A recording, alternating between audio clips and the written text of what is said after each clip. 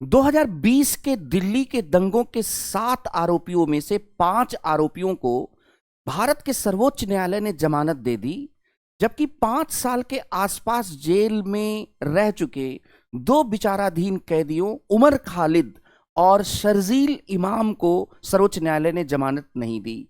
इसके 4 प्रमुख कारण हैं। पहला, भारत में 3 ऐसे कानून हैं जिन कानूनों के तहत आप नियमित जमानत की उम्मीद बिल्कुल छोड़ दीजिए। इसमें एक कानून मनी लॉन्ड्रिंग से संबंधित है, PMLA, prevention of money laundering act. और इस कानून की हालत आप ऐसे समझ सकते हैं कि 3 साल 3 महीने पर पार्थ चटर्जी, बंगाल के शिक्षा मंत्री की इसमें जमानत मिली। मनीष सिसोदिया, सत्येंद्र जैन को क्रमशः 17 और 18 महीने जेल में गुजारने पड़े। दिल्ली के मुख्यमंत्री को भी कई महीने जेल में गुजारने पड़े।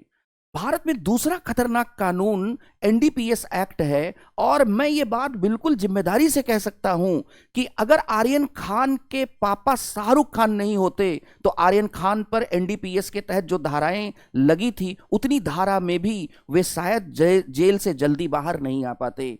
और यूएपीए, भारत में आतंकवाद को रोकने के लिए 2008 के मुंबई के आतंकी हमले के बाद संशोधित किया गया खतरनाक कानून, अनलॉफुल एक्टिविटीज प्रिवेंशन एक्ट, गैर कानूनी गतिविधि निवारक अधिनियम 1967।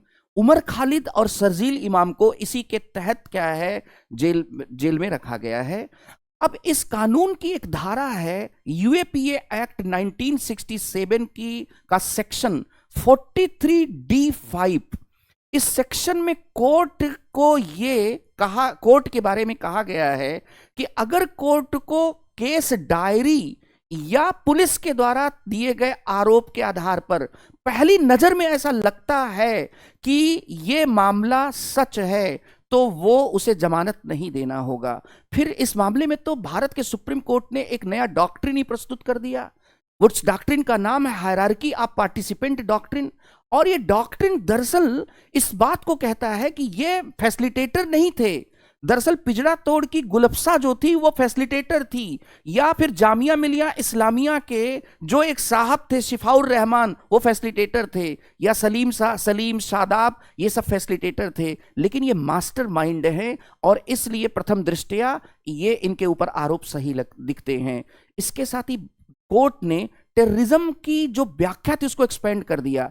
चक्का जाम अगर किसी शहर की आर्थिक गतिविधियों को प्रभावित करता है और उसको आप उस शहर को अलग थलग करना चाहते हैं तो चक्का जाम एक आतंकवादी कार्य हो सकता है। टेररिज्म को एक्सपेंड कर दिया, उसकी परिभाषा को व्याख्यायित कर दिया।